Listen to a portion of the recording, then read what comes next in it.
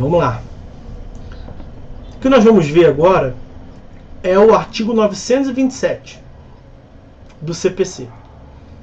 E eu quero ver com os senhores, na verdade eu vou apresentar algumas teorias para os senhores, sobre qual seja o alcance do 927. Então, eu vou colocar o 927 como um todo aí para vocês, e depois nós vamos destrinchá-lo. Tá aqui. Deixa eu ver se... Aí, acho que foi. Tá certo, tá tudo aí. Olha, artigo 927. Os juízes e os tribunais observarão as decisões do STF em controle concentrado de constitucionalidade. Alguma novidade aí? Acabamos de falar. Não, né? Já está lá no 102, parágrafo 2º. Os enunciados de súmula vinculante. Alguma novidade aí? Também não. Está na Constituição, artigo 103A.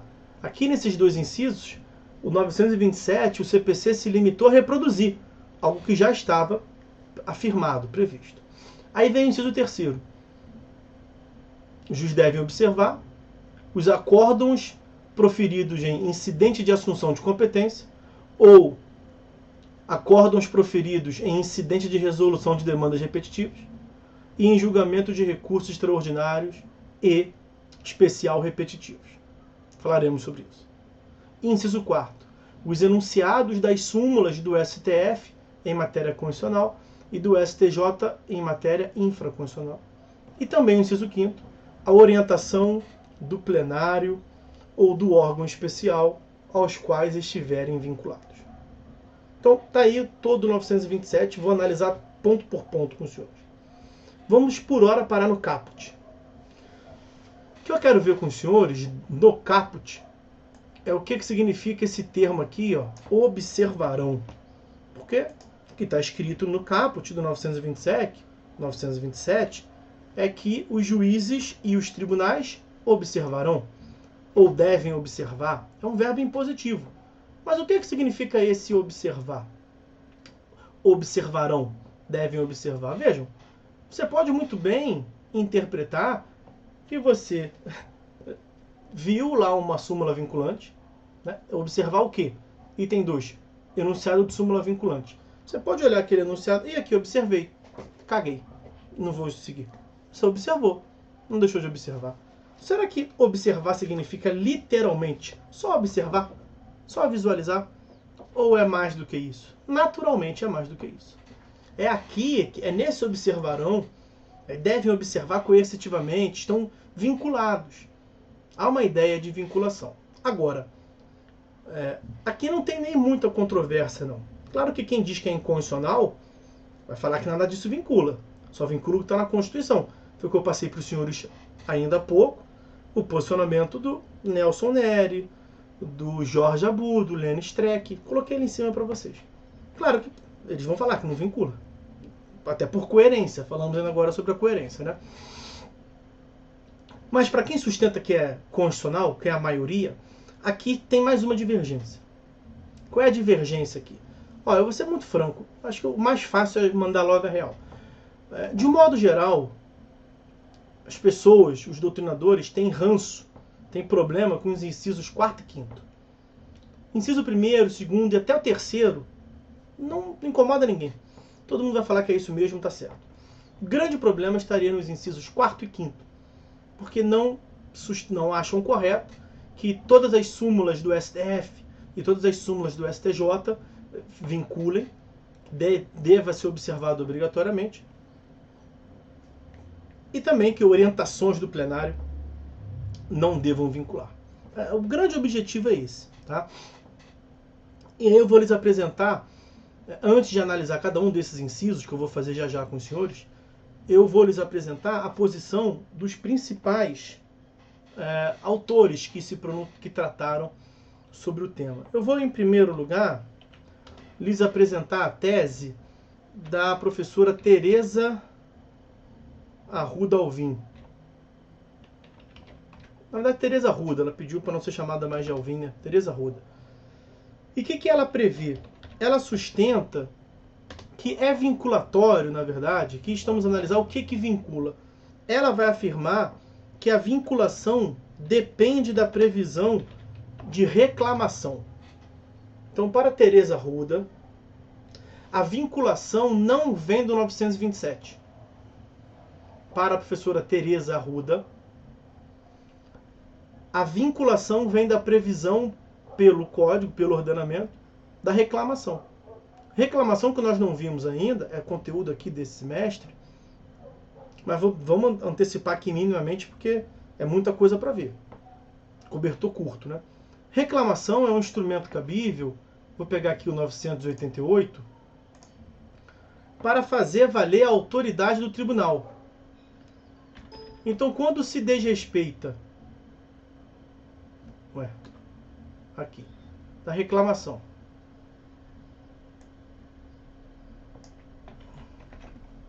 Quando se desrespeita uma decisão do tribunal nos moldes como está previsto lá no artigo 988, você pode bater às portas do próprio tribunal e formular uma queixa e apresentar uma reclamação. O juiz lá embaixo não está seguindo o que você falou, vamos assim dizer. E aí, para ela, isso que seria vinculatório. E aí você tira o inciso primeiro, é uma outra hipótese, tá? Inciso segundo, garantir a autoridade das decisões dos tribunais. Inciso terceiro, garantir a observância de enunciado de súmula vinculante e de decisão do STF em controle concentrado de constitucionalidade. São dois casos que estão lá. Inciso quarto, garantir a observância de acórdão proferido em julgamento de incidente de resolução de demandas repetitivas ou de incidente de assunção de competência. Vejam, portanto, que tem algumas coisas que estão no 927 e não estão no 988. E dessa comparação entre o 927 e o 928, segundo a professora Tereza Arruda Alvim, o que traz a vinculação realmente é o artigo 988. Ok? Então nem tudo que está no 927 para Tereza Arruda Alvim seria vinculatório. Uma outra posição importante é o do professor Alexandre Câmara. Para o Alexandre Câmara, a vinculação não está no 927 também, mas ele não utiliza como parâmetro a reclamação. Para o Câmara, há necessidade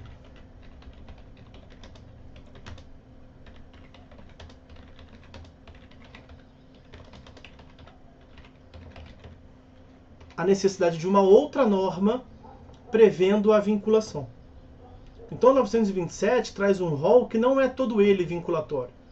Para que seja vinculatório, ele chega a afirmar a necessidade de uma leitura combinada do 927 com outros diplomas, com uma outra norma.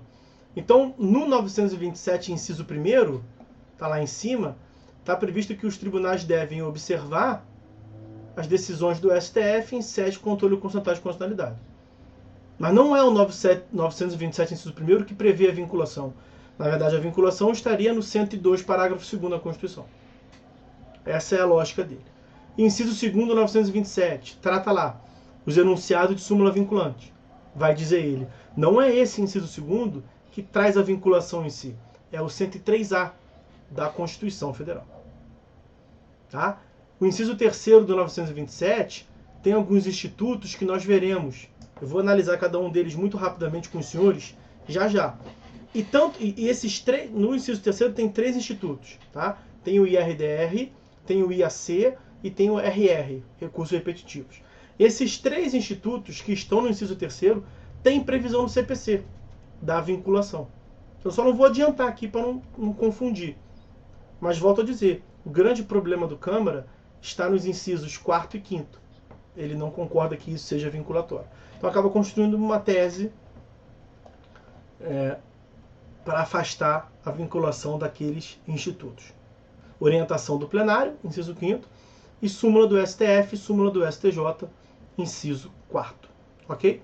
Tem uma outra posição que também é digna de nota, que é do professor Marinoni.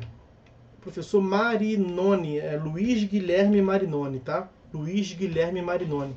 Ele prevê, e eu não coloquei ali, para o Luiz Guilherme Marinoni, apenas pronunciamentos dos tribunais superiores são vinculatórios. Então, somente pronunciamentos judiciais dos tribunais superiores podem ser vinculatórios. Tá? Tem um erro de grafia ali, que eu estou com pressa.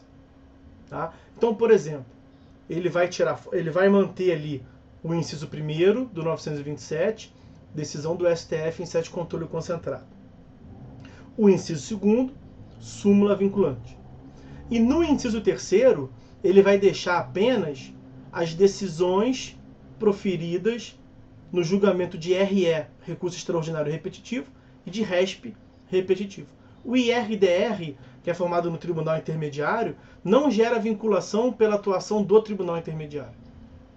Só quando aquele IRDR subir para o Tribunal Superior e no Tribunal Superior tiver uma decisão, é que vai ser vinculatório. Então, para a tese do Marinoni, a função de definir o direito está prevista na Constituição para o STF, sendo guardião da Constituição, e para o STJ, dando a última palavra da lei federal. Então, somente posicionamentos desses tribunais superiores podem ter eficácia vinculatória. Essa é a tese do professor Luiz Guilherme Marinoni. Claro que tudo isso muito resumidamente, né, meus amigos? E a doutrina majoritária, aos meus olhos, ao meu ver, é no sentido de que tudo é vinculatório. Então, D, majoritária, é no sentido de que tudo é vinculatório. Mas aqui, veja, a majoritária nem tanto assim, tem muitas posições em sentido contrário, que isso vai ter que ser estabelecido ao passar do tempo, até mesmo pelos tribunais superiores. Ok? Agora, como eu tinha combinado, dito aos senhores, vamos analisar cada um dos incisos do artigo 927.